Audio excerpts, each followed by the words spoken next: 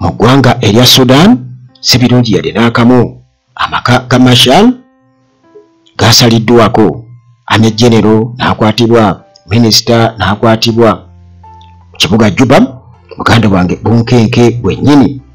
Ate mu ggwanga erya Kenya, President Ruto wamu n'omukulembeze ku ludda oluvuganya Raila Odinga bano basayinze ddiiri y'ebyafaayo era ebyabadde mu ndagaano byonna. Trump alabudde Putin alaalise okuteeka ku ggwanga erya Russia envumbo ennene, large scale sanctions, paka Russia ne Ukraine nga bamaze okubeera nga batuula ku mmeeza emu bateese oba basale entutu butya ku lutalo olulina okubeera nga lukomekkerezebwa. Ago n'amalala mangi nnyo. Kulamusizaako gwe munnange ampuliriza wano ku Uganda at large, gyebaleko subscribinga onyige notification bell awo akadaako akali awo kikulu nnyo okubeera nga osobola okubeera ng'ofuna emboozi zonna zemba mpaniseeyo wano ku Uganda at large. Ate osheyaringe kaakati muganda wange nga bwe nkutegeezeza nti Bunkenke bwennyini amawulire ge tufuna okwetooloola ensi. Tutandikire wano ku mulirwano mu ggwanga erya Sudan eno nno. Salva Kiir ne Machar muganda wange bakyetwalira ddala era tebinnaba kuggwa, bitandika butandisi kubanga amaka ga Machar nkugambye gasaliddwako. Ame General omu n'akwatibwa ne Minisita omu n'akwatibwa. Bwe tutyo tuli Juba butereevu South Sudan mu kibuga Juba era nga obunkenke bw'amaanyi nnyo oluvannyuma lw'okuba nti amaka aga First Vice President Riek Machar wamu n'okukwatibwa kwa Ame General okuva mu gye erya SPLA mu opposition okukosa ne Minisita era naye nga ali ku opposition anti eno joint government nti side eya Machar ewakanya obukulembeze bwa Salva Kiir bwe batyo mu ndagaano ze bazzenga bakola nga bwegenda okubeera nga nkunnyonnyola awo. Kati bwe batyo ne bakola engeri ya unity government. Kati abali mu opposition abali ku side ya Machar bwe batyo be baluguddemu obuzibu buvaawa. SPLA-IO Chief of Staff Lieutenant General Gabriel Duop Lam ono nga ye chief era nga ye chief of ye Deputy Chief of Defence Forces amagye aga SSPDF ono yakwatiddwa era nasibwa ku kitebe ky'amagye ame headquarters wali mu kitundu ekiyitibwa Bilpam Juba ku lunaku olwokubiri. Okusinziira ku nsonda okuva saidi zeeyo zigamba nti Lieutenant General Duop Lam yabadde agenze ku Ame headquarters ku kitebe ky'amagye era nga ku lunaku olwo lwe yakwatiddwa yabadde agenze ku attendinga a Joint Defence Board meeting. Eno munnange yabadde etegekeddwa SSPDF CDF okukosa ne General Paul Nanga Majok. Kakati munnange amangu n'embiro SPLA-IO bwe batyo ne bafulumya statement oluvannyuma lw'okukwatibwa kw'abalonga bagamba nti kino kimenya amateeka era nga kiyisa olugaayo mu peace agreement eyateekebwako omukono 2018 era nga ye yookubiri kubanga eyasooka nayo yaliwo nga bwe ngenda okubeera nga nkunnyonnyola. Bano bwe batyo bannyonnyodde nga bagamba nti okukwatibwa okwa General Duop Lam kuno bwe kutyo munnange kuyisa olugaayo mu agreement wamu n'enteeseganya ezagendereramu okubeera nga bamalawo conflict mu South Sudan era nga kino kiba kitegeeza nti kigendera ddala kukoseza ddala Joint Defence Board, ate nga eno institution ya makulu nnyo mu agreement nga yevunaanyizibwa ku command and control of all forces. Bagamba nti ekikolwa kino kiteeka agreement yonna mu risk ey'amaanyi oba mu katyabaga ak'amaanyi. Statement bwetyo eyafulumiziddwa SPLA-IO. Kakati nti opposition eno era tuyinza okugamba nti armed opposition group nti nayo emmundu ezirina bano batutegeezezza nti amaka ag'abakulembeze baabwe ba political leaders baabwe okuli aga Machar bagasazeeko amaka n'ag'abali abalala bakutte okukosa ne Machar omukulembeze waabwe omukulu bagasazeeko. Era bano mu kiwandiiko kye baafulumiza bagambye nti era twagala okubeera nga tutegeeza ku heavy deployment ey'amagye aga Sudan aga SSPDF ag'ebulunguludde amaka ga His Excellency Dr. Riek Machar, ono nga ye first vice president wamu n'okubeera chairman and commander in chief of the SPLM/A-IO.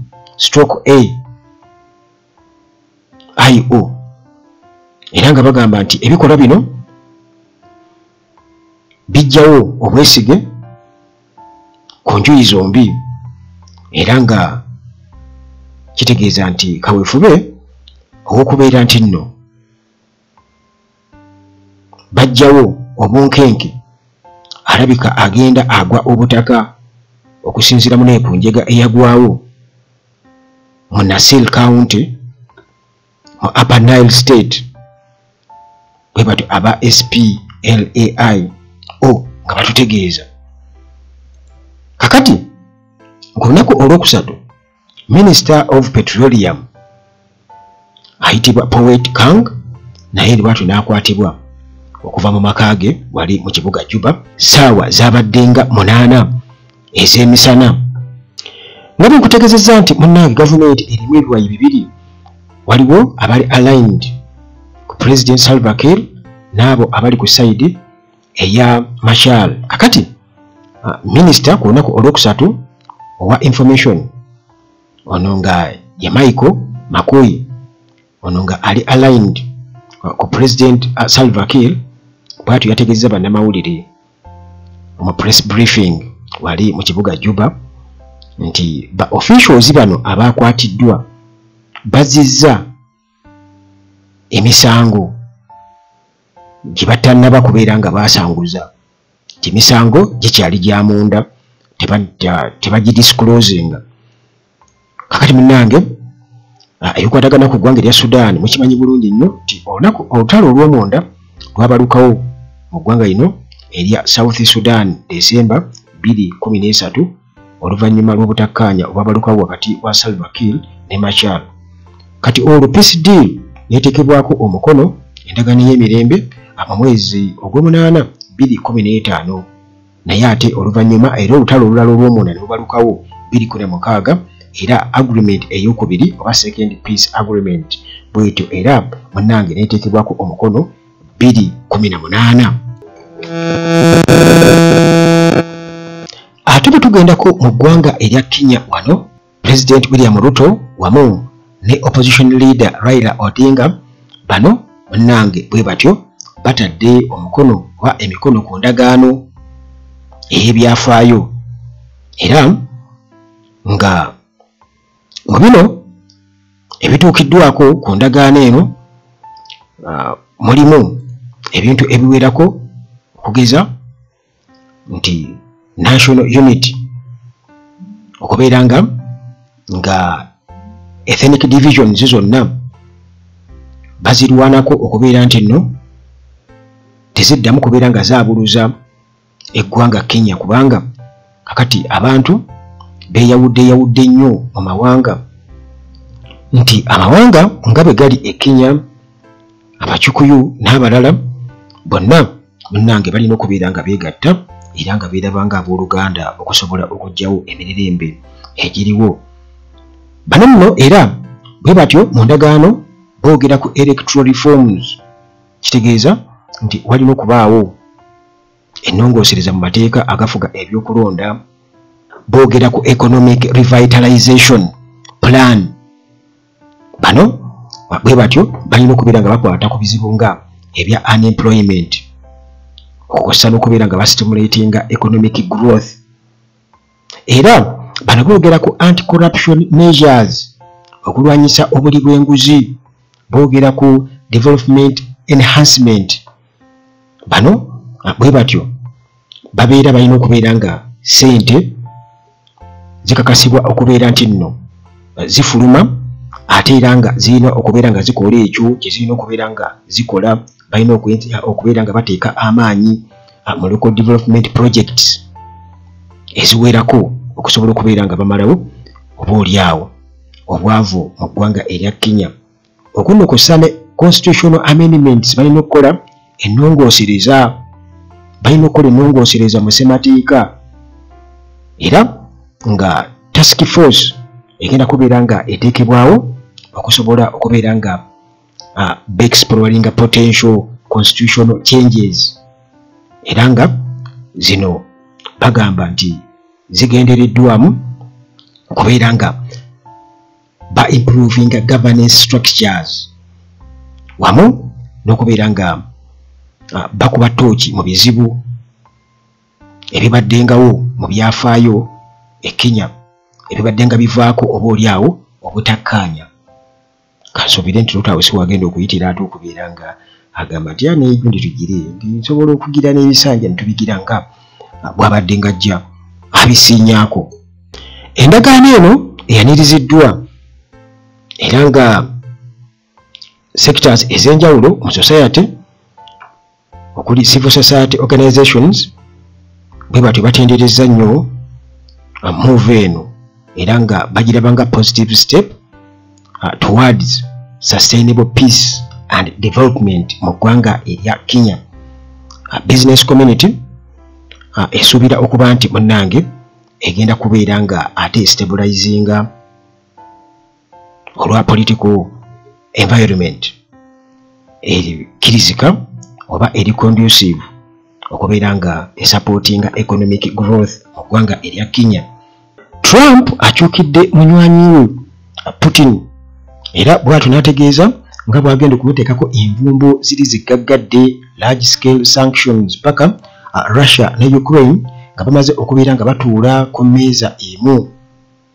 Era munnange bw'atyo nga atutegeeza nti balina okubeera nga batuula ku mmeeza. Trump yatutegeeza kakati munnange bano nga batugamba nti okusinziira nga basinziira ku biriwo eby'amazima nti Russia essaawa eno eri mu kukuba, eri mu kusekula Ukraine ku ground mu battlefield. Kati olwo nga Trump agamba nti ali mu kuconsideringa large scale banking sanctions wamu ne tariffs okubeera nga ziteekebwa ku ggwanga erya Russia paka nga ceasefire emaze okubeera nga etuukibwako final settlement agreement on peace must be reached. Kakati munnange era okusembayo nga bagamba nti to Russia and Ukraine get to the table right now before it is too late. Temwali badde mutuula ku mmeeza Russia ne Ukraine ne muteesa nga obudde tebonna bakubeera nga buyita. Thank you abasaba naye nga tanawo kubeera nga akozesa eryanyi. Kakati bino bwe bityo biba nga kwegamba ekireeseewo ate endowooza endala kubanga jjukira nti comments ezibaddewo ku Trump bwe bagamba nti munywanyi nnyo wa Putin era balina enkolagana nene nnyo. Ennaku ntono nnyo eziyise mabega Trump kyajje ayingejinge mu debate eyakasameme ne president wa Ukraine Volodymyr Zelensky mu Oval Office, era nga banamawulire baaliyo bangi nnyo. Abakulembeze bano ababiri bonna eb'ensi zino ebbiri, Ukraine ne US, bwe bati bawanyisiganya ebigambo, era nga Trump bw'atyo yakomekereza Zelensky nga ayagala ateekinga eddiiru gye baali bamuwa, era ng'amugamba nti ali mu kugambulinga na miliyoni z'abantu, era n'amugamba nti ebikolwa bye biyinza okuleetawo World War III. Era nga bakava mu kafuba ako akaali akakasammeeme, Donald Trump bw'atyo yalagira US military aid ejjibwe ku ggwanga erya Ukraine tibalekerawo okubeera nga bagiwa obuyambi mu magye, oluvannyuma lw'okubeera nti munnange baali tebakkaanyiza mu Oval Office. Yenno munnange Zelensky bw'atyo yasinziira ku ebyo ebyaliwo n'okusinziira ku ebyali balaalikiddwa nti bagenda kubeera nga babajjako obuyambi. Ye munnange yasigala agamba nti bo nga Ukraine bakusigala nga bali wansi w'obukulembeze obwa Trump, nga bwe bakyateesa ku ngeri munnange ey'okubeera nga batuuka ku ndagaano ey'okuzzaawo emirembe n'okukomya olutalo. Trump ng'amaze okukiraba nti amawanga aga NATO mu Bulaaya gonna gali ku sayidi ya Ukraine, byonna munnange yabiteeka ku ggwanga erya Bungereza UK, nga abagamba nti munnange bano be balina oba ye baalabanga abalina obuvunaanyizibwa obusingawo nti olunwe alusonze mu ggwanga erya UK. Era okuva awo Trump y'omu n'asalawo okubeera nga abaaninga oba nga awera ajjawo ekya UK okubeera nga eshiyaringa US military intelligence oba obukessi wamu ne Ukraine.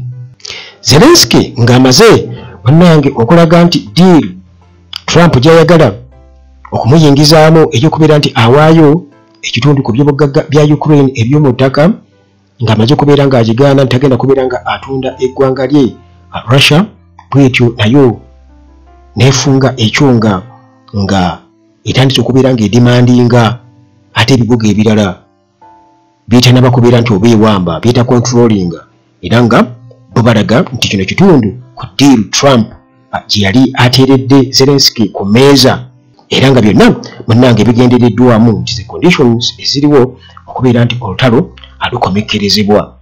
Naye nga bwe butuuse essaawa eno nga bwe nkutegeezezza, Trump ndowooza nga amaze okubeera ng'akitegeera nti Russia tegenda kubeera ng'erekeraawo, bw'atyo n'asalawo n'agamba nti tugenda bateekako large scale sanctions oba olyawo ze zinaabakkakkanya okusobola okubeera nga mutula ne Ukraine mukkaanye.